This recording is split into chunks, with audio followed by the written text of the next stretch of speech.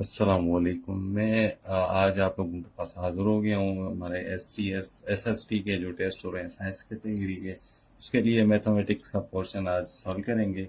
पहले आया था लेकिन थोड़ा सा जो है वो नेटवर्क इशू हो गया था। इंशाल्लाह अभी सेट कर दिया उसको। तो सबसे पहले मैं आसान सवाल हल करूँगा और लास्ट में जो है कॉम्प्लिकेटेड करूँगा। लेकिन ये टेस्ट ऐसा है कि मतलब आप लोगों को मुश्किल लगेगा जिसका सिंगल सब्जेक्ट है, क्योंकि ये ऑलराउंडर का काम है। काफ़ी टफ टेस्ट दिया हुआ है इन्होंने। तो सबसे पहले मैं आप लोगों को एक बेसिक सवाल बताऊंगा जो आसान है। यानी कि आपके पास एक सवाल आया था, उसमें आपके पास ये लिखा हुआ है कि एक आपके पास एक्स एक्सिस है, एक वाई एक्सिस है। ठीक है, एक्स और वाई एक्सिस हैं, यहाँ पे ऑल पॉजिटिव होते हैं, यहाँ पे सिर्फ साइन पॉजिटिव होता है, यहाँ पे टेन और यहाँ पे कॉस। यहाँ पे क्या होगा, ऑल पॉजिटिव होंगे। ठीक है, यहाँ पे सिर्फ और सिर्फ साइन और इसका उलट क्या होता है, कोसेक। ठीक है, ये दोनों पॉजिटिव होंगे। उसके बाद आपके पास यहाँ पे लिखा हुआ है टेन और इसका क्या उलट है, कॉट। ये दोनों पॉजिटिव होंगे। इसमें आपके पास कॉस थीटा जो है वो आपके पास पॉजिटिव होगा और इसका जो उलट है आपके पास सेक थीटा। ये चीजें आपके पास जो है वो पॉजिटिव होंगी। ठीक है, तो ये आपके पास दोनों पॉजिटिव होंगे, ये भी पॉजिटिव होगा, ये दोनों यहाँ पे पॉजिटिव होंगे। ठीक है, तो अब देखें यहाँ पे एक टिपिकल सवाल मैं आप लोगों को दिखा देता हूँ। जैसे कि ये इन्होंने लिखा हुआ है, ये लिखा हुआ है। ठीक है, आपको पढ़ के सुनाता हूँ। If tan theta is less than zero, tan theta, देखें इन्होंने क्या कहा है कि टेन थीटा जो है यहाँ पे लिख देते हैं। ठीक है, टेन थीटा आपके पास लेस देन जीरो है। उसके बाद क्या कह रहा है, and sign theta is less than zero, sine theta भी आपके पास क्या है, लेस देन जीरो। ठीक है, उसके बाद क्या कह रहा है, टर्मिनल आर्म्स जो है वो इसकी एंगल्स जो है लाइस कौन से क्वाड्रेंट में करेंगे। यहाँ पे क्वाड्रेंट लिखा हुआ है। ठीक है, फर्स्ट सेकंड थर्ड फोर्थ, यानी कि इन दोनों में से कौन से में करेंगी। तो आपके पास फर्स्ट क्वाड्रेंट ये होता है, सेकंड आपके पास ये होता है, थर्ड आपके पास ये होता है और फोर्थ ये होता है। ठीक है, अगर आप लोगों को वैसे नहीं याद आ रहा तो इसको ऐसे याद करें, एक एक्स रूल। ठीक है, एक्स रूल से क्या होता है कि all positive, cosine positive, tan positive, sine positive. ठीक है, तो अब देखें आपके पास यहाँ पे ऑल पॉजिटिव होगा, यहाँ पे साइन होगा, यहाँ पे टेन होगा, यहाँ पे कॉस होगा। इसको हम ऐसे लिखेंगे, ACTS। ठीक है, अब देखें कैसे, अब देखें लेस देन जीरो क्या होता है, यानी कि आपके पास नंबर कैसे होते हैं, ये -1 -2 और यहाँ पे +2 +3, इस तरीके से बढ़ते जाएंगे। इस तरफ आपकी -3, इस तरीके से इस तरफ बढ़ते जाएंगे। इस तरीके होल नंबर्स हैं सारे। ठीक है, अब देखें ये लेस देन जीरो सारे जो है वो नेगेटिव नंबर है, यानी कि एक माइनस है। अब यहाँ पे जो है वो आपके पास 10 जो है वो पॉजिटिव होगा, मतलब ये थर्ड के अंदर तो नहीं हो सकता। ठीक है, उसके बाद दूसरा देखेंगे, साइन भी नेगेटिव है, यानी कि इसके अंदर तो नहीं हो सकता, ये पॉजिटिव होगा यहाँ पे साइन। इसका मकसद है यहाँ पे तो बिल्कुल नहीं हो सकता, यहाँ पे सब पॉजिटिव होते हैं जितने भी हैं, साइन है, कॉस है, टेन है। ठीक है, अब आपके पास यहाँ पे सिर्फ और सिर्फ ये ऐसा क्वाड्रेंट है जिसके अंदर आपके पास ये जो है वो आपका यहाँ पे नेगेटिव आएगा, यहाँ पे टेन भी नेगेटिव आएगा, साइन भी नेगेटिव आएगा। इसलिए ये जो आपका सवाल है आपके पास यहाँ पे लिखा हुआ है, if tan theta is less than zero and sign theta is less than zero, तो इसकी जो एंगल है वो लाइस कौन से क्वाड्रेंट के अंदर करेगी। यहाँ पे इस क्वाड्रेंट को हम फोर्थ क्वाड्रेंट कहते हैं, 1 2 3 4। ठीक है, फोर्थ क्वाड्रेंट करेंगे तो ये आपके पास डी ऑप्शन इसका करेक्ट होगा, यानी कि ये वाला ऑप्शन आपके पास करेक्ट है, डी, फोर्थ। ठीक है, उसके बाद आपके पास एक और सवाल आसान था। इस तरीके से एक एग्जांपल भी मैं आप लोगों को देता हूँ। फॉर एग्जांपल आपके पास ये देखें, ये मैं एक सवाल लिख रहा हूँ, यहाँ पे लिख दे sine theta is less than zero, cos theta is less than zero. अब दोनों जीरो हैं। अब देखें यहाँ पे देखें, सी इसके अंदर आता है। ठीक है, तो कॉस थीटा, यानी कि इसके अंदर ये नहीं होगा। ठीक है, और ये कॉस साइन भी आता है, साइन भी इसके अंदर। अब इन तीनों के अंदर नहीं है तो इसका कौन सा क्वाड्रेंट बनेगा, थर्ड क्वाड्रेंट। थर्ड क्वाड्रेंट के अंदर ये मौजूद होगा। ठीक है, इसके बाद हमारे पास क्या होगा, तो यहाँ पे ये चीज लिखी हुई है, if f of x is equal to sine x. अगर आपके पास एफ ऑफ एक्स जो है वो साइन एक्स है तो आपके पास ये क्या कह रहा है, ये जो है क्या होगा, लीनियर फंक्शन होगा, क्वाड्रेटिक फंक्शन होगा, ऑड फंक्शन होगा, इवन फंक्शन होगा। तो फंक्शन से रिलेटेड मैं थोड़ी वजाहत कर दूं आप लोगों को, ताकि आप लोगों को कोई भी सवाल इसमें आए तो आप इसको हल कर सकें। ठीक है, अब देखें, सबसे पहले मैं आपको समझाऊंगा, उसके बाद आप उसमें देखिएगा कि क्या चीजें आती हैं। सबसे पहले मैं आप लोगों को बताता हूँ, f of x is equal to sine x आ जाए, ठीक है। याद रखिएगा साइन जो है वो ऑड होता है, ठीक है, और कॉस जो है वो आपका इवन फंक्शन होता है, ठीक है। साइन और कॉस। अब देखें इसमें आपके पास क्या है, साइन फंक्शन है। अब साइन फंक्शन आपके पास है तो साइन आपका आपका ऑड फंक्शन ही कहलाएगा, ठीक है। और कहेंगे अब दूसरा सवाल क्या कहेगा, यहाँ पे f of x is equal to cos x. अब ऐसी कंडीशन आ जाए तो ये आपका ऑड कहलाता है, ठीक है, ये आपका इवन फंक्शन कहलाता है। अब आपके पास ये मुख्तलिफ दो सवाल आते हैं। अब इसमें हम देखेंगे, मजीद में आपको बताऊंगा, अगर आपके पास इस तरीके की कोई एक्सप्रेशन आ जाए जैसे कि ई पावर एक्स, ठीक है, ई पावर एक्स लिखा हुआ है, तो अब आपसे पूछे कि इसमें से कौन सा, या फिर एक और सवाल भी आता है कभी कभी कि g of x is equal to log e x, तो ये दोनों आपके पास किस कंडीशन के अंदर जाएंगे। तो ये आसान है, इसको हम लिखेंगे नाइदर ऑड नॉर इवन, ये दोनों नहीं है, ठीक है, ये दोनों फंक्शन के अंदर नहीं आते। उसके बाद हमारे पास एक और चीज लिखी हुई है, जैसे कि आपके पास इस तरीके से आ जाए f of x is equal to f of x. देखें इसका जवाब आपके पास यहाँ पे क्या है, कुछ भी नहीं है तो प्लस होगा, यानी कि पॉजिटिव होगा, ठीक है। जब भी पॉजिटिव आएगा तो आप इसको क्या बोलेंगे, आप इसको बोलेंगे ये इवन फंक्शन है, ठीक है, इवन फंक्शन है। अब आपके पास इस तरीके से इसका जवाब आए कि यहाँ पे भी नेगेटिव एक्स लिखा हो और यहाँ पे आपके पास फिर पॉजिटिव आ जाए ये निशानी, तो इसको भी हम क्या कहेंगे, इवन फंक्शन है, ठीक है। इसके बाद हमारे पास एक और कंडीशन आ सकती है इसकी, मैं आपको सारे ये वादे कर रहा हूँ ताकि इसमें से कल आपको या परसों सवाल मिल जाए तो ये आपको मिल जाएंगे, ठीक है। जैसे कि आपके पास यहाँ पे लिखे negative x is equal to minus f of x, ठीक है। तो अब ये जो साइन नेगेटिव है ये ऑड फंक्शन को जाहिर करती है, ठीक है, ये ऑड फंक्शन होगा। अब आपके पास ये ऑड फंक्शन होगा। और दूसरा आपका इस तरीके से आ जाए f of x is equal to negative of f of x, यानी कि फंक्शन ऑफ एक्स। तो यहाँ पे देखें माइनस नहीं है, यहाँ फिर भी माइनस आ गया, यानी कि यहाँ पर सामने आप माइनस देखेंगे तो इसको लिखेंगे ऑड फंक्शन, ठीक है। ये थोड़े इसके टिपिकल थोड़े सवालात थे जो हो गए, यानी कि मैं आपको फिर यहाँ पे सवाल दिखा देता हूँ जो एसपीएससी के अंदर अब आ जाए कि f of x is equal to sine x is linear function, quadratic function, odd function, even function. अब देखें लीनियर फंक्शन तब होता है जब आपके पास वो आपके पास पावर 1 के अंदर मिला हो, ठीक है। लेकिन आपके पास जब ट्रिग्नोमेट्री यूज होती है तो साइन हमेशा ऑड के अंदर आएगा, ठीक है, और आपके पास कॉस जो है वो पॉजिटिव फंक्शन होगा, यानी कि इवन फंक्शन होगा। और एक और चीज आपके पास आ जाएगी, एक और चलें, ठीक है, मैं कर देता हूँ, यानी कि f of x is equal to 10x लिखा हो, ठीक है। देखें एक और चीज यहाँ पे मैं लिख देता हूँ, 10x लिखा हुआ है। 10x का फार्मूला होता है, देखें 10x is equal to sine x upon cos x. अब देखें साइन आपका क्या है, ऑड फंक्शन है, ठीक है, ऑड है, यानी कि नेगेटिव नंबर होगा, अपॉन ये आपका इवन फंक्शन है, पॉजिटिव होगा, ये कैंसिल हो गया नेगेटिव, ये फिर आपका ऑड फंक्शन बन जाता है, ठीक है। तो 10 जब भी ऐसी कंडीशन आएगी तो आप इसको ऑड फंक्शन कहेंगे। उसके बाद हमारे पास इसके अंदर एक और सवाल इस तरीके का आया हुआ है, जैसे कि इवनिंग वाले में। इवनिंग में देखें आपके पास यहाँ पे मैंने लिखा भी हुआ है, सवाल लिखा हुआ है कि एफ ऑफ एक्स, किधर गया सवाल, ये हमारे पास, यानी कि एफ ऑफ एक्स जो है वो आपका,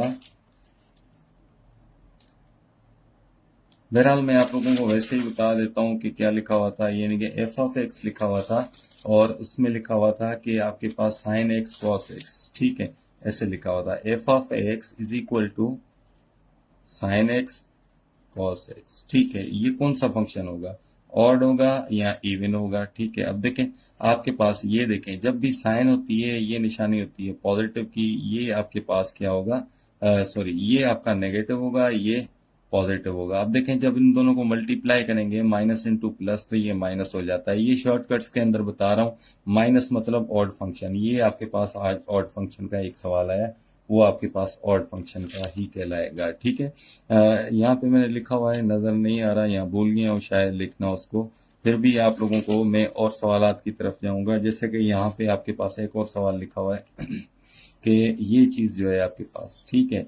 अब देखें ये आसान सा एक सवाल है कि आपके पास सेट चैप्टर से, सेट चैप्टर में लिखा हुआ है कि एक सेट दिया हुआ है, ठीक है, एक सेट दिया हुआ है यहाँ पे कि ब्रैकेट, ठीक है, एक और ब्रैकेट के अंदर यहाँ पे लिखा है 1 2 3 ब्रैकेट ओवर कॉमा यहाँ पे भी लिखा हुआ है 4 5, ठीक है। अब देखें, हमेशा सेट वो चीज होती है जो सेट आप लोगों के पास कॉमा जितने होंगे उतने उससे एक प्लस इसका एलिमेंट होगा, ठीक है। कर सेट जो है वो कर्ली ब्रैकेट्स के दरमियान बंद होता है, एक ये और एक ये, ठीक है। अब ये जो अंदर वाला सेट होगा वो इसका एलिमेंट कहलाएगा, एक ये, क्योंकि इसके बाद सेपरेट इसको ये कामा कर रहा है, ठीक है। और ये भी इसका दूसरा एलिमेंट कहलाएगा, यानी कि इसके अंदर 2 एलिमेंट्स हैं। कितने हैं? 2 एलिमेंट्स हैं इसके अंदर। अब देखें सवाल के अंदर इजी है, लिखा हुआ है द सेट 1 2 3 और दूसरा 4 5 और ये आपके पास बंद है। हैज 2 एलिमेंट लिखा हुआ है, 5 एलिमेंट, इन्फिनाइट एलिमेंट, 1 एलिमेंट।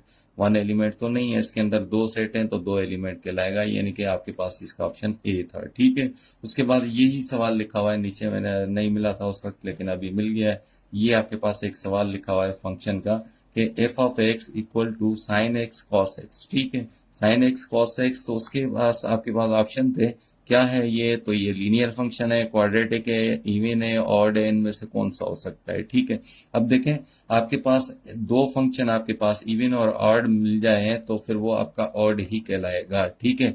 आपके पास कॉस क्या है? कॉस आपके पास जो है वो इवन फंक्शन है और साइन आपके पास ऑड फंक्शन है, ठीक है। दोनों आपस में मिलके भी ऑड कहलाएंगे, ठीक है। तो ये चीज आपके पास आ जाएगी। उसके बाद आपके पास लिखा है 5% be seated at the round table. 5 बंदे हैं, वो राउंड टेबल है एक, उस पे सीटें लगी हुई हैं, ठीक है, यहाँ पे लगी हुई हैं। वो कितनी बार मुख्तलिफ तरीकों से बैठ सकते हैं, यानी कि इस चेयर पे 4-5 बंदे बैठ सकते हैं, ठीक है। अब इस पे 5 बंदे, इस पे 5, इस तरीके से मुख्तलिफ चीजों पे, उस पे सीटें भी नहीं बताएंगी, ठीक है। अरेंजमेंट करेंगे तो 5% है टोटल। आपके पास एन क्या मिल गया है? 5%, ठीक है। फार्मूला होता है n-1 और बाहर लिखेंगे फैक्टोरियल। ये क्या कहलाएगा? फैक्टोरियल कहलाएगा, ठीक है। फैक्टोरियल का मकसद होता है कि उसकी कंजुगेटिव मल्टीप्लीकेशन, ठीक है। कैसे सिखाता हूँ आप लोगों के पास, इसके अंदर वैल्यूज पुट करेंगे तो 5-1 और यहाँ पे क्या करेंगे? फैक्टोरियल, ठीक है। अब यहाँ पे ऑप्शन दिया है 25 ways, 24 ways, 20 ways and none of these, ठीक है। अब देखें, जब मैं इसको सॉल्व करूंगा तो हमारे पास वेरी इजी सॉल्यूशन है, यानी कि ये क्या हो जाएगा? 5 में से 1 माइनस करें, 4 फैक्टोरियल। 4 फैक्टोरियल यानी कंजुगेटिव 1 से लेके 1 मल्टीप्लाई 2 मल्टीप्लाई 3 मल्टीप्लाई 4, ये हो जाएगा आपका ओपन फैक्टोरियल, ओपन हो जाएगा, ठीक है। इसको मल्टीप्लाई करें, 1 मल्टीप्लाई 2 2, 2 मल्टीप्लाई 3 6, 6 मल्टीप्लाई 4 24 वेज, यानी कि आपके पास ये 24 जवाब आया गया, तो ये आपके पास 24 वेज होगा। और यहाँ पे आपके पास ऑप्शन लिखा हुआ है 24 वेज बी ऑप्शन के अंदर, ठीक है। तो आप देखें, इसके बाद आपके पास यहाँ पे लिखा हुआ है the graph of linear function represent. Linear function जो होता है वो कौन से ग्राफ को रिप्रेजेंट करता है? ट्राइंगल को, सर्कल को, उसके बाद स्ट्रेट लाइन है, पैराबोला है, ठीक है। तो इसके लिए भी मैं थोड़ी वजाहत कर देता हूँ ताकि आपको सारे पता चले, ठीक है। देखें, सबसे पहले कि आपके पास सर्कल लिखा हो, ठीक है। सर्कल में हमारे पास क्या होता है कि सर्कल के अंदर कुछ मुख्तलिफ हमारे पास एग्जाम होते हैं, उसको हम लिखेंगे, यानी कि सर्कल आपके पास इक्वेशन आएगी x square plus y square equal to r square, ठीक है। ये जब ऐसी कोई इक्वेशन आ जाए और इसका ग्राफ पूछा जाए तो आप सर्कल टिक करेंगे, ठीक है। उसके बाद आपके पास आएगा हाइपरबोला, ठीक है। हाइपरबोला में सारी इसलिए बता रहा हूं कि कल इनमें से कोई सवाल आ जाए तो आप लोगों को आसान हो जाए।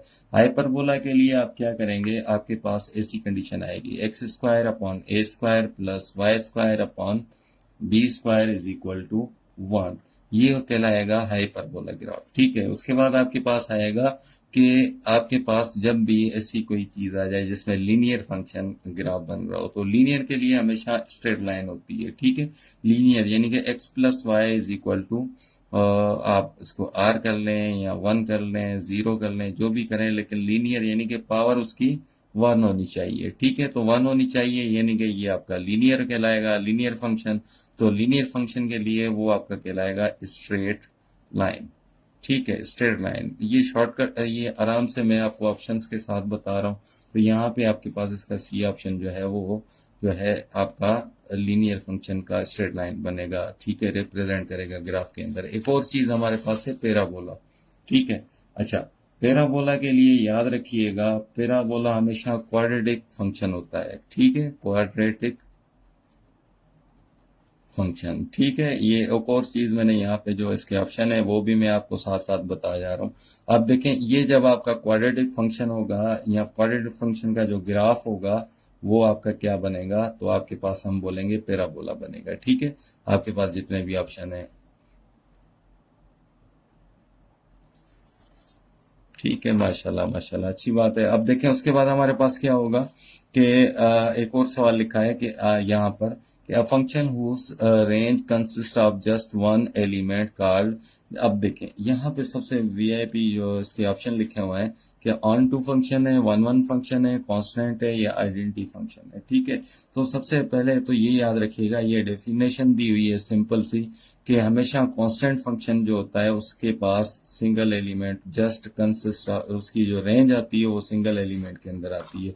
एक फंक्शन है मुसलसल आपके पास यहाँ पे दिखे, आपके पास उसके एक दो तीन चार जितने भी एलिमेंट है ये उसकी डोमेन कहलाएगी। ठीक है, डोमेन के अंदर उसके कितने भी एलिमेंट हो सकते हैं, लेकिन आपके पास उसका जो जवाब आ रहा है वो सिर्फ और सिर्फ सिंगल, यानी कि ये आपके इसकी रेंज कहलाती है। यानी कि सिर्फ और सिर्फ अगर आप किसी भी फंक्शन के अंदर एफ ऑफ एक्स के अंदर इसकी वैल्यूज 1 पुट करें एक्स की जगह पे, ठीक है, या एक्स की जगह पे 2 पुट करें, एक्स की जगह पे 3 पुट करें, तो इसका जवाब 5 ही है। मुसलसल आपका वही आता रहा है, यानी कि कांस्टेंट आ रहा है। यानी कि 1 पुट करेंगे तो भी 5 आएगा, ये करेंगे तो भी ये आएगा, ये करेंगे तो भी ये आएगा, तो इसको हम कहेंगे कांस्टेंट फंक्शन। ठीक है, कांस्टेंट फंक्शन, क्योंकि वो मुसलसल आपके पास सेम आ रहा है। अब उसके बाद हमारे पास अगला सवाल है जैसे कि ये भी हो गया। अब देखें ये लिखा हुआ है in objective function the negative coefficient value shows. अब ये भी थ्योरी दी हुई है, यानी कि अब अगर आपके पास कोई ऑब्जेक्टिव फंक्शन है, ठीक है, उसके अंदर कोफिशिएंट की जो है वो नेगेटिव वैल्यू आ जाए। कोफिशिएंट की नेगेटिव वैल्यू यानी कि आपके पास एक फंक्शन है उसके साथ लिखा हुआ है -2x + 3। अब देखें ये वेरिएबल है, इसके साथ कोफिशिएंट है, ये इसकी वैल्यू जो कोफिशिएंट की है वो नेगेटिव है। ठीक है, अब ऐसी कंडीशन के अंदर आप उसको क्या बोलेंगे, क्या बोलेंगे। अब देखें यहाँ पे लिखा है decrease in the value of x, increase in the value of x, increase in the value of Z, decrease in the value of Z. अब देखें, अब आपके पास यहाँ पे सबसे पहले तो इसने बात नहीं की हुई कि इसका वेरिएबल नहीं बताया हुआ। ठीक है, अब वेरिएबल नहीं बताया हुआ तो इसका मकसद है हमारे पास स्टैंडर्ड वेरिएबल जो है वो एक्स है। एक्स है तो हमारे पास एक्स जो है वो इस फंक्शन का जो है वो डिपेंडिंग है, डिपेंडेंट है। ठीक है, डिपेंडेंट वेरिएबल है। ठीक है, जब डिपेंडेंट वेरिएबल आ जाता है तो उसको हम कहेंगे डिक्रीज। ठीक है, इसकी जो वैल्यू होगी वो डिक्रीज होगी। ठीक है, अब आपके पास ये डिक्रीज होगी। अब इंडिपेंडेंट में क्या होता है, अगर इसमें फॉर एग्जांपल y आ जाए, दो वेरिएबल आ जाए, अब इसमें डिपेंडेंट कौन सा होगा, जो ये फंक्शन में आपके पास दिया गया है। इंडिपेंडेंट कौन सा, आजाद है, y तो आजाद हो गया, आजाद हो गया यानी कि independent. 7th math science category, माशाल्लाह। ठीक है, अब आपके पास इंक्रीज होगा, जो आपके पास इंडिपेंडेंट होगा वो आपके पास जो है उसको हम लिखेंगे इंक्रीज।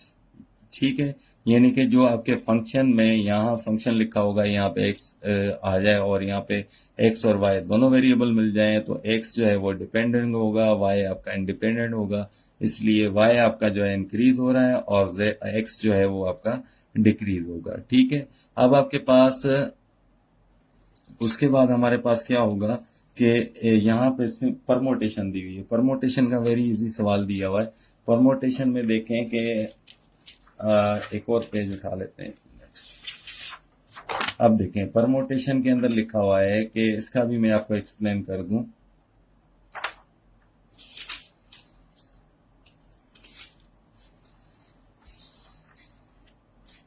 लिखा हुआ है 6p4 और आपके पास लिखा है 36 है, 360 है, या 6 है या 4 है, इसके आगे लिखा होता है इज इक्वल टू। ठीक है, अब ये सवाल था, अब इक्वल टू क्या होगा, इसके लिए एक फार्मूला यूज करेंगे। ठीक है, इधर करेंगे n factorial upon n minus r और इसको करेंगे फैक्टोरियल। फैक्टोरियल में बता चुका हूं पहले भी आप लोगों को, तो यहाँ पे हमारे पास इसका फार्मूला है n p और यहाँ पे r इक्वल टू, यानी कि ऊपर जो वैल्यू मिली होगी वो आपके पास n होगा, नीचे जो मिली होगी वो आपके पास r होगा। ठीक है, अब देखें वैल्यूज इसके अंदर पुट करके देखें, वेरी इजी। आपके पास 6 फैक्टोरियल अपॉन n यानी कि 6 माइनस r यानी कि आपके पास 4 मिला हुआ है, 4 फैक्टोरियल। ठीक है, अब देखें 6 फैक्टोरियल यानी कि 1 multiply 2 multiply 3 multiply 4 multiply 5 upon, इसमें से क्या करेंगे, ये यहाँ पे सॉल्व करते हैं तो 6 में से 4 गए, बाकी आपके पास 2 फैक्टोरियल बचेगा। 2 फैक्टोरियल यानी कि 1 मल्टीप्लाई 2, 1 और 2 यहाँ से कैंसिल हो जाएंगे, बाकी आपके पास बचेगा 3 मल्टीप्लाई 4 मल्टीप्लाई 5, 3 4 12, 12 और इसको करेंगे तो आपके पास क्या आ जाएगा 60। ठीक है, तो हमारे पास यहाँ पे ऑप्शन जो है 60 नहीं है, आवाज नहीं, हमने कोई मिस्टेक की है। फार्मूला इसका है परमोटेशन का, परमोटेशन का फार्मूला हमारे पास है, सही किया है बिल्कुल, लेकिन फिर भी इसको देखते हैं, एक मिनट, कहीं पे मिस्टेक हो रही है। यहाँ मैंने सवाल की वैल्यू गलत लिखी हुई है 6p4। आप लोगों को अगर सवाल याद है तो मुझे बता दें, ठीक है। तब तक मैं दूसरा कर लेता हूँ, फिर इस पे आते हैं, दोबारा मैं सवाल देख के आता हूँ इस पे कि सवाल सही लिखा है या गलत लिखा है। अब देखें हमारे पास एक और सवाल लिखा हुआ है, जैसे कि मैं सुबह वाले में की बात कर रहा हूँ, ठीक है। सुबह में लिखा हुआ था 3p3, ऐसा ही है, और आपके पास यहाँ पे लिखा हुआ था 18 ऑप्शन ए, बी ऑप्शन के अंदर 12, सी ऑप्शन के अंदर 6 और डी ऑप्शन के अंदर मेरे ख्याल में लिखा हुआ था 0। ठीक है, अब देखें सेम फार्मूला, यहाँ पे n होता है, यहाँ पे r होता है, यानी कि n factorial upon n minus r factorial. ठीक है, n माइनस r करेंगे तो आपके पास क्या होगा कि यहाँ पर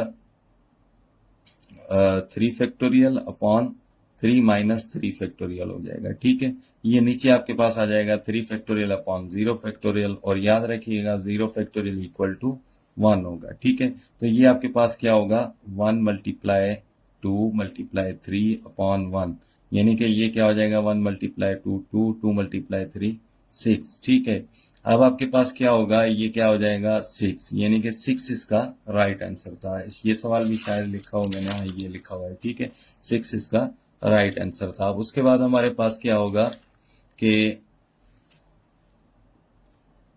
हाँ बिल्कुल लता मोहम्मद, ठीक है, मिस्टेक समझ आ गई। ठीक है, यहाँ पे 6 नहीं लिखा, देखें दोबारा इसको मैं बता देता हूँ।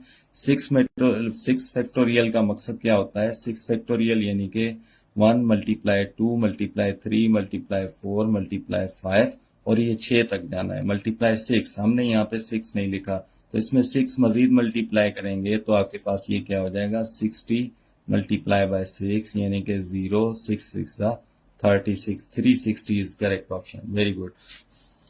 अब उसके बाद हमारे पास यहाँ पे देखें 360 यहाँ पे ऑप्शन होगा। ठीक है, तो ये आपके पास ऑप्शन 360 दिया हुआ है, यानी कि ये करेक्ट है। ठीक है, उसके बाद कुछ फार्मूलाज हैं वो आप लोग याद रख कीजिए। देखें मुख्तलिफ फार्मूलाज हैं, मैं आप लोगों को एक पेज के अंदर वो भी लिख के दिखा देता हूँ ताकि आप उसका स्क्रीनशॉट ले लें और आसान हो जाए। ठीक है, अब देखें सबसे पहले 4 तो फार्मूले ही आए हैं। ठीक है, जैसे कि ये आपके पास है, सीधा सीधा फार्मूला लिखा हुआ है 10 अल्फा माइनस बीटा, बल्कि अल्फा प्लस बीटा का फार्मूला है। ठीक है, तो इसके लिए क्या होता है कि 10 आपके पास ये अल्फा होगा, इसमें प्लस करेंगे 10 बीटा, ठीक है, और अपॉन में लिखेंगे 1 माइनस 10 अल्फा और 10 बीटा को मल्टीप्लाई करा देंगे। ठीक है, अब ये सिंपल फार्मूला है। अगर इसी तरीके से आपके पास 10 अल्फा माइनस बीटा आ जाए, ठीक है, 10 अल्फा माइनस बीटा, तो हम क्या करेंगे 10 अल्फा माइनस, यहाँ पे प्लस है तो यहाँ पे भी प्लस होगा। ठीक है, यहाँ पे माइनस है तो यहाँ पे भी माइनस होगा। ठीक है, अब आप देखें 10 बीटा अपॉन, यहाँ नीचे माइनस आ गया, यानी कि ऊपर माइनस चला जाएगा तो नीचे प्लस आ जाएगा, और इसको लिखेंगे 10 अल्फा 10 बीटा। सिंपल सा फार्मूला है, दोनों आपके पास इंपॉर्टेंट है, तो ये दोनों आप देख लें। उसके बाद 2-3 फार्मूले और लिखे हुए हैं, मैं आप लोगों को बताता हूँ। यानी कि एक और फार्मूला आया था सिंपल सा, मेरे ख्याल में लिखा हुआ था cos theta plus cos m. ठीक है, इस तरीके से कुछ मेरे ख्याल में लिखा हुआ था, प्लस वाला नहीं बल्कि माइनस वाला आया था आज जो सवाल आया है।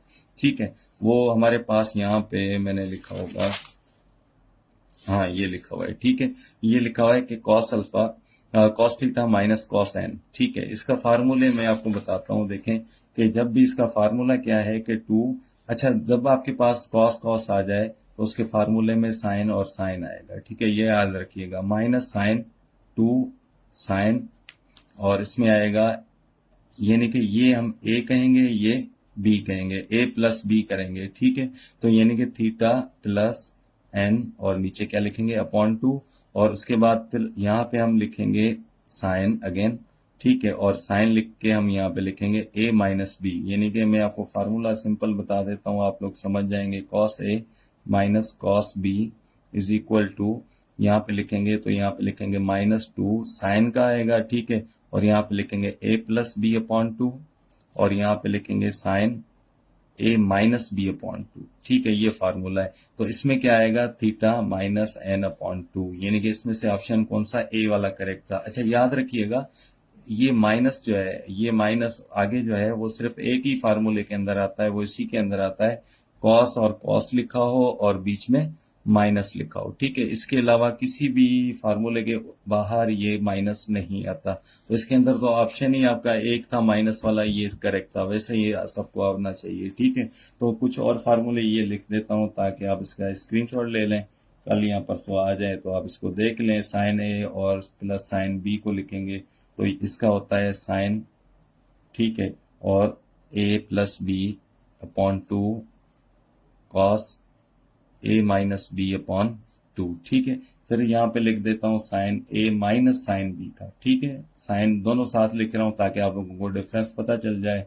तो यहाँ पे आएगा 2, अच्छा 2 सबके साथ आएगा, 2 cos a plus B upon 2, और यहाँ पे लिखेंगे साइन ए माइनस बी अपॉन 2, ठीक है। उसके बाद आपके पास एक और फार्मूला इसी का प्लस में लिखेंगे, cos a plus cos b is equal to, जब आपके पास ये यही चीज आपके पास माइनस, अब ये सवाल आया हुआ है जो आज उसके प्लस में आ जाए, तो प्लस के लिए उसका जो जवाब होता है वो होता है 2 कॉस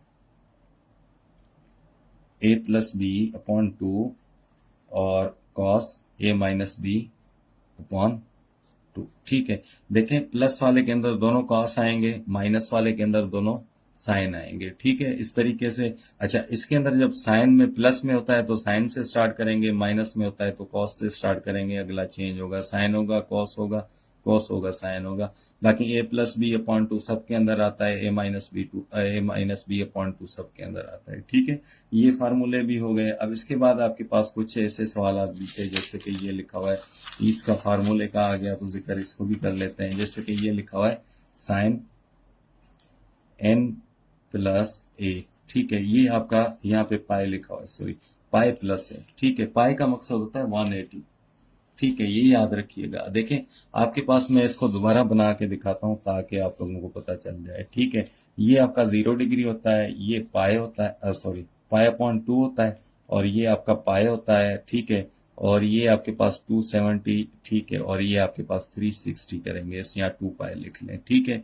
अब 270 जो है आपके पास यहाँ पर हमारे पास, देखें इस ग्राफ को अगर आपको याद हो गया तो साइन भी इसी से चेंज होगा, और ये वाला सवाल जो है इसमें ही आएगा कि ये किसके इक्वल होगा, ठीक है। अब देखें पाई जो है प्लस ए लिखा हुआ है। अब देखें जब आपके पास ये क्या कह रहा है, साइन, साइन फंक्शन है, और पाई यानी कि 180 डिग्री, हम यहाँ पे रुके हुए हैं। इसमें अगर प्लस करेंगे कुछ तो भले ए प्लस करें तो इसमें इस क्वाड्रेंट के अंदर आएगा, ठीक है।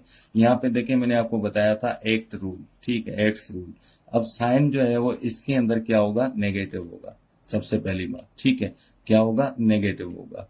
अब नेगेटिव होगा तो हम क्या करेंगे, इसमें जब भी नेगेटिव होगा तो इस सबसे पहली बात तो उसको हम लिखेंगे साइन ए, यानी कि उसके आगे वाली वैल्यू। अब देखें एक और यहाँ पे मैं आपको वजाहत कर दूं इसके बारे में, अगर आप लोगों के पास सवाल आ जाए तो इसको मैं पूरा समझा देता हूँ आप लोगों को कि आपके पास कौन सा एंगल आए तो आप क्या करेंगे। 90 से स्टार्ट कर देता हूँ, ठीक है।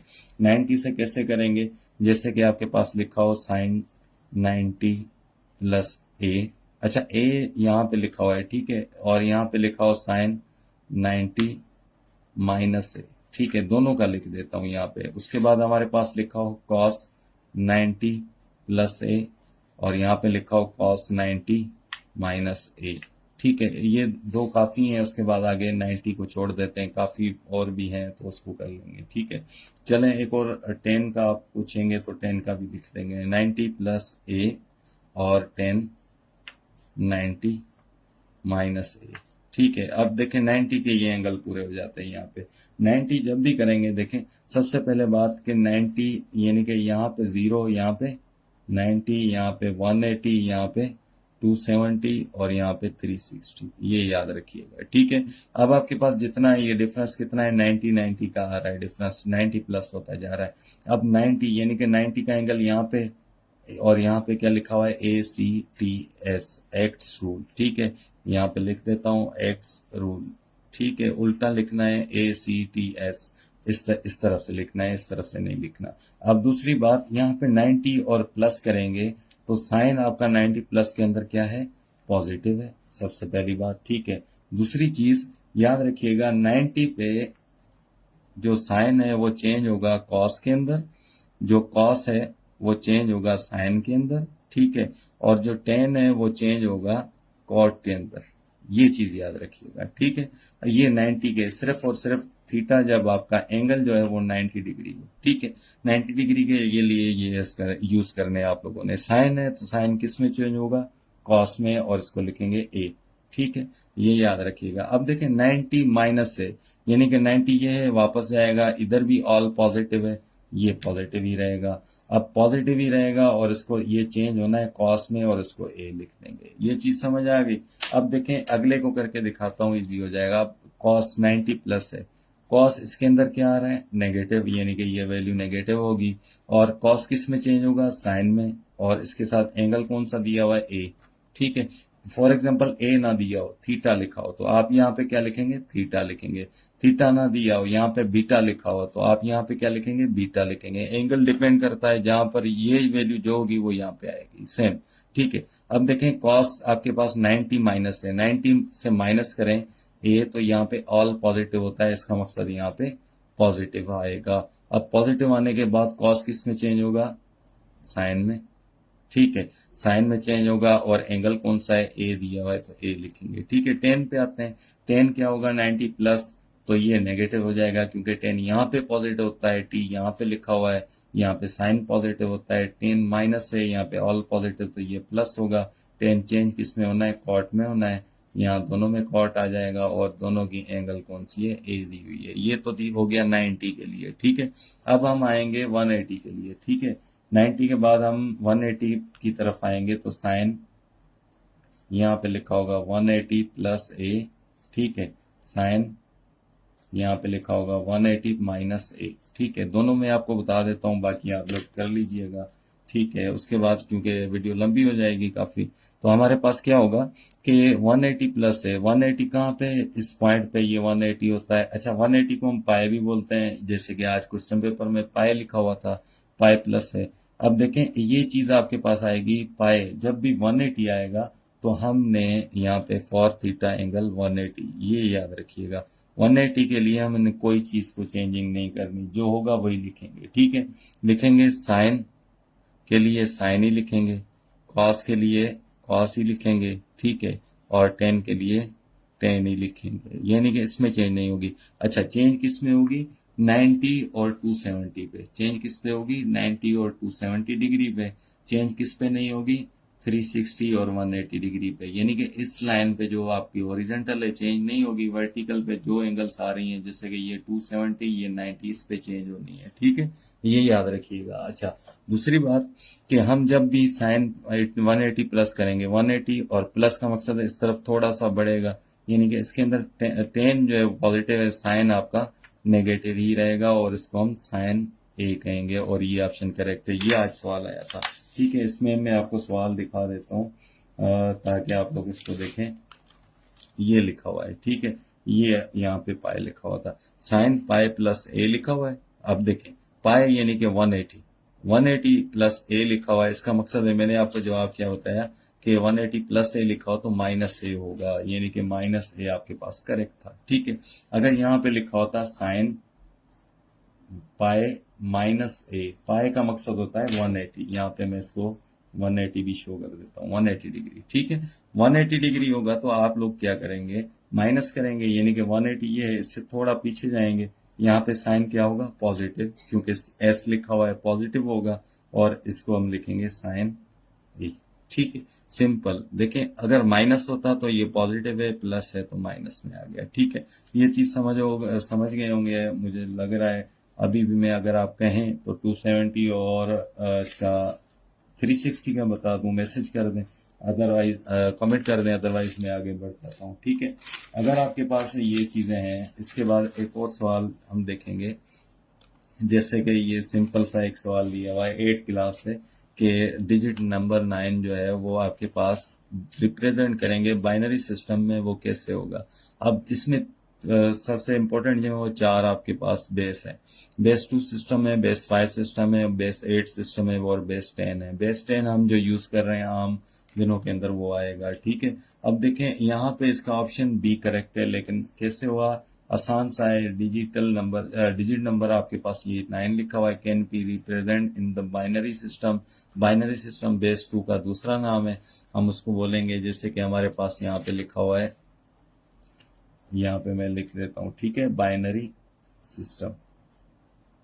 अब बाइनरी सिस्टम यहाँ बेस 2 सिस्टम एक ही चीज है। ठीक है, दूसरा हमारे पास है पेंटल सिस्टम। पेंटल सिस्टम, ठीक है, यहाँ पर हमारे पास लिखा होगा बेस 5।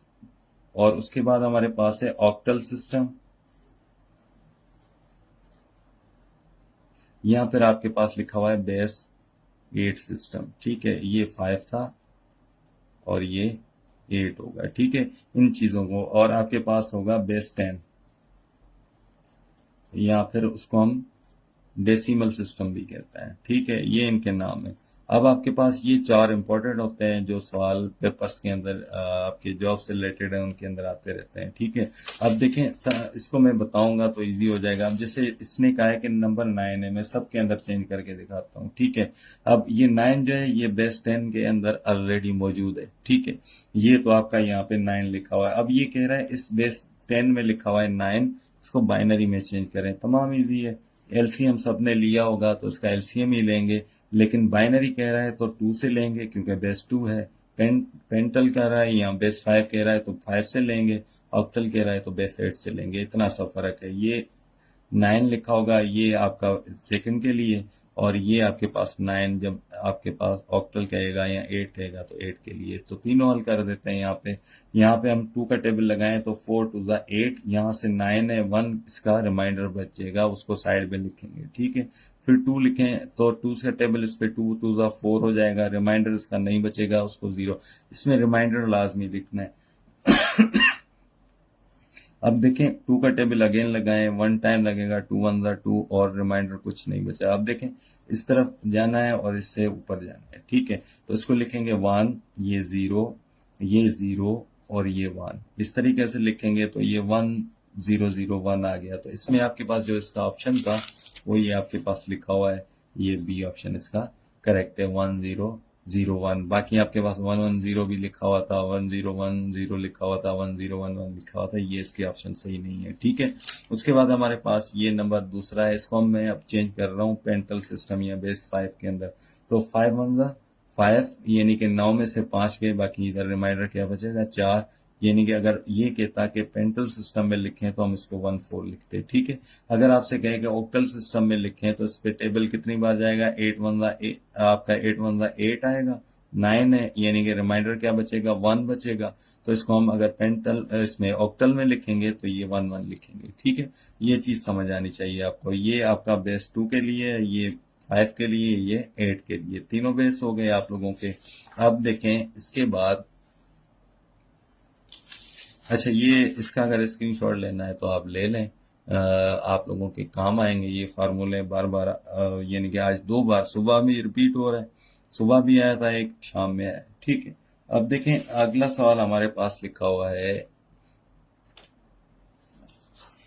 ये देखें। अब यहाँ पे एक सवाल लिखा हुआ है कि if star is a binary operation. Star अगर आपके पास एक बाइनरी ऑपरेशन है इन ए सेट के अंदर, then A is closure under, ये आपके पास स्टार लिखा हुआ है, A is not closed in under star, A is not close under addition, under subtraction addition, कुछ भी लिख लें। अगला ऑप्शन है ये, वैसे भी इनकरेक्ट है। ठीक है, अब आपके पास क्या होगा, कि ये स्टार जो है हमारे पास, इसका नाम होता है एस्टेरिस्क, ठीक है। ये हमारे पास एक नाम है मैथमेटिक के अंदर। इसमें बड़े ऑप्शन, बड़ी मतलब इस पे बुक लिखी हुई है पूरी, इसको पूरा पढ़ना तो मुश्किल है, लेकिन चंद चीजें मैं आप लोगों को लिए वाजे कर देता हूँ जो मुझे लग रहा है कि इससे रिलेटेड सवाल आ सकते हैं। जैसे कि हमारे पास अगर स्टार आ जाए किसी की बाइनरी रिलेशन के अंदर, तो हमारे पास वो हमेशा उसी के ही अंडर क्लोज होगा, उसके अलावा वो उसके किसी और के अंडर क्लोज नहीं होगा, ठीक है। स्टार का मकसद है उसको हम प्लस करें, माइनस करें, मल्टीप्लाई करें या डिवाइड करें, इन चारों में से एक चीज आएगी, ठीक है। इन चारों में से, लेकिन यहाँ पे स्टार के लिए प्रीफर किया जाता है मल्टीप्लीकेशन को, इसको मल्टीप्लीकेशन को, ठीक है। तो यहाँ पे ये मल्टीप्लीकेशन के थ्रू ये जो भी ऑप्शन होगा वो आपके पास क्लोज्ड होगा। क्लोज कैसे होगा, मैं आपको एक छोटी सी मिसाल, एक और नंबर उठा के मैं आपको देता हूँ। इसके अंदर तो सीधी वो डेफिनेशन लिखी हुई है, मैं आपको इसका एग्जांपल बताता हूँ ताकि आप लोग उसको भी समझ जाएं। अब देखें एग्जांपल कैसे है। फॉर एग्जांपल इंटीजर नंबर उठा लेते हैं, इंटीजर नंबर z। अब देखें यहाँ पे मैं इसको लिख देता हूँ इंटीजर्स। आपके पास इंटीजर्स कौन से होते हैं, आपके पास क्या होता है, यहाँ से स्टार्ट होते हैं -3, -2, -1, 0, ठीक है। और आपके पास 1, 2, यहाँ पे ये +1, +2, +3, और इस तरफ, यानी कि माइनस वाले भी इसके अंदर अनलिमिटेड होते हैं, प्लस वाले भी, और जीरो भी इंक्लूड होता है। इसको इंटीजर्स नंबर कहा जाता है, ठीक है। अब देखें, अब हमने इस पे ऑपरेशन अप्लाई करना है। ऑपरेशन कैसे अप्लाई करेंगे आप लोगों के लिए कर रहा हूँ। अगर आपसे कहा है, आपसे ये कहा यहाँ पर बोल दे कि इंटीजर्स आर क्लोज्ड अंडर, यहाँ पे लिख दे, मैं लिख देता हूँ integers are closed under, under, अच्छा अंडर के लिए ये ऑप्शन दे दे जहाँ ये, ठीक है। मल्टीप्लीकेशन, ठीक है, यहाँ पे मैं शॉर्ट में लिख देता हूँ डिवीजन। फिर सी ऑप्शन में देता हूँ एडिशन, और डी ऑप्शन में लिख देता हूँ सब्ट्रैक्शन, ठीक है। तो अब इसमें ई ऑप्शन भी बना देता हूँ कि ये 2 में आपका ये करेक्ट होगा, बल्कि 3 में भी हो सकता है, इसको करके देखेंगे, ठीक है।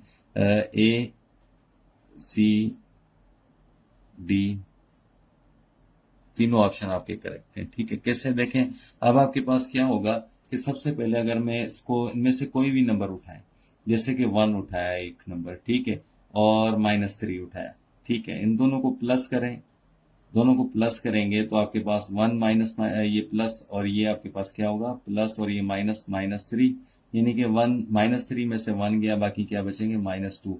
ये -2 जो जवाब है वापस उसी सेट के अंदर मौजूद है, ये देखें यहाँ पे मौजूद है, यानी कि वापस अगर उसी सेट के अंदर आ जाए तो वो क्लोज कहलाता है, ठीक है।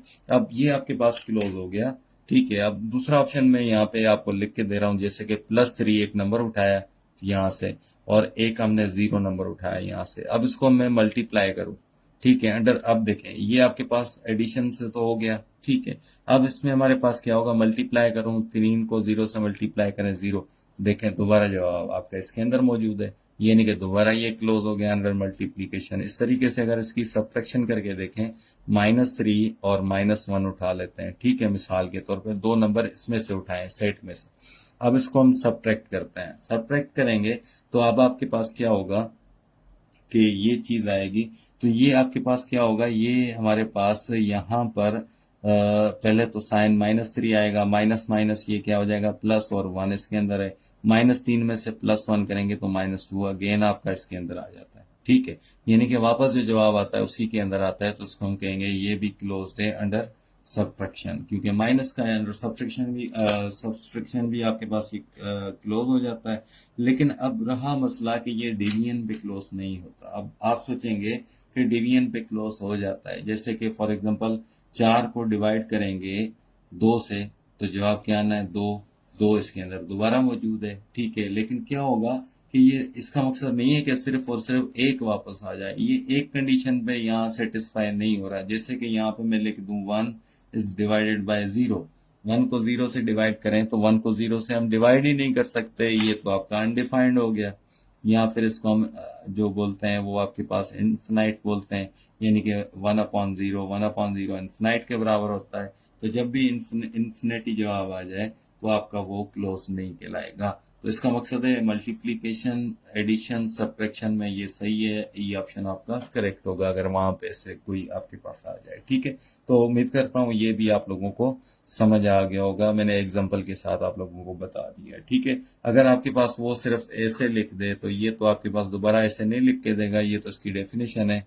कि if star is a binary operation, ये बाइनरी ऑपरेशन है वाकई ए के अंदर, तो इसमें से वो कैसे मतलब उस क्लोज होगा, तो क्लोज कैसे, ये स्टार के साथ क्लोज ही होता है, स्टार के साथ नॉट क्लोज नहीं होता। ठीक है, याद रखिएगा। अब देखें इसमें हमारे पास क्या होगा, अगला सवाल लिखा हुआ है कि if A B C are any three sets, तीन सेट हैं और आपके पास लिखा हुआ है A cross bracket B union C.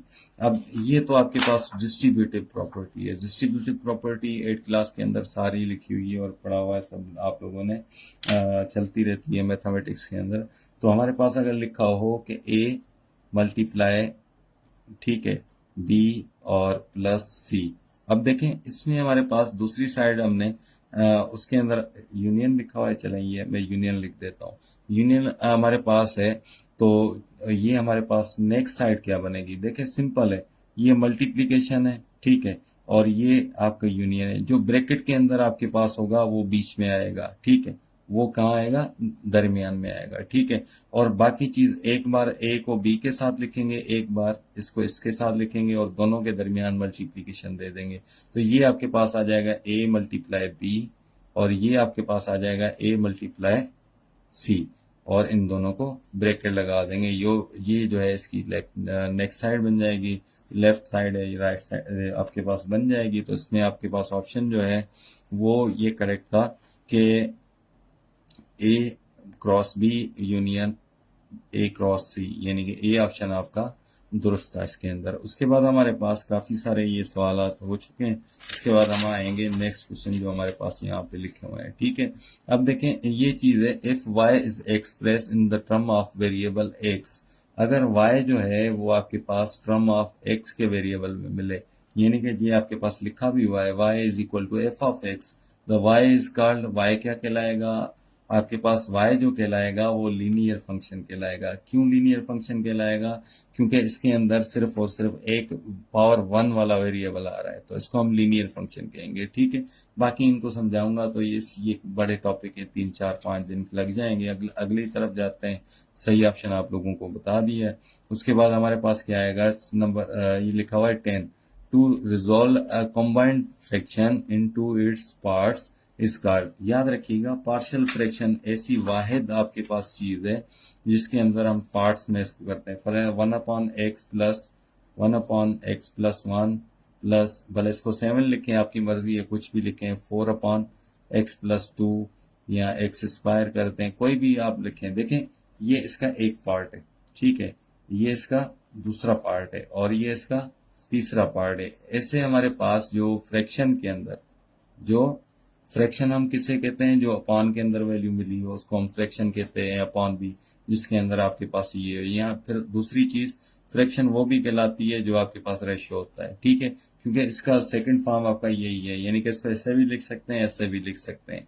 अब आपके पास क्या होगा कि ये चीज, ये एक फ्रैक्शन है, ये दूसरी है, तीसरी है, तीनों फ्रैक्शंस को अगर कंबाइन किया जाए, यहाँ पे क्या कह रहा है कि कितनी भी फ्रैक्शन लिए उनको हमने कंबाइन कर देना है, ये सवाल लिखा है। To resolve combined fraction, combined fraction को हम सॉल्व करें तो इनटू इट्स पार्ट्स, उसके पार्ट्स में, तो वो क्या कहलाएगी, तो अब आपके पास क्या होगा, वो पार्शियल फ्रैक्शन होगी। अच्छा, पार्शियल फ्रैक्शन का पूरा नाम है डिकम्पोजिशन।